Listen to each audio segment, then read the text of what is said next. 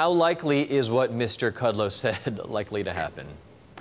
Well, it seems kind of unlikely. For one, the U.S. trade partners, Canada and Mexico, have reiterated that they would like to stick with a trilateral agreement. So though Kudlow seems to be firming up this idea that Trump had earlier floated, I don't see how the U.S. trade partners in Nafta would take to separate deals.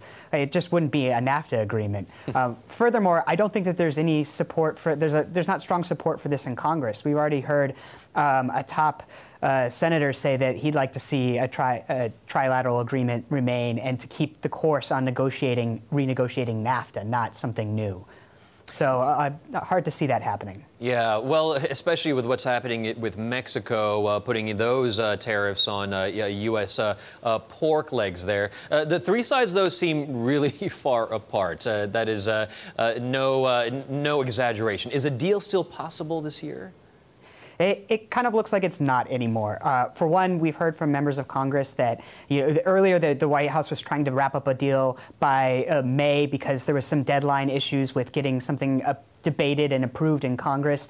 We've heard from both a key senator and a key House member that deadline has passed. That window is shut. So it doesn't look like a deal could happen this year, which means that any deal that is struck in the future would now be subject to a new Congress, potentially with stronger Democratic presence there, which could change the dynamics. And of course, the Mexico presidential election coming up. So definitely could be subjected to some new dynamics.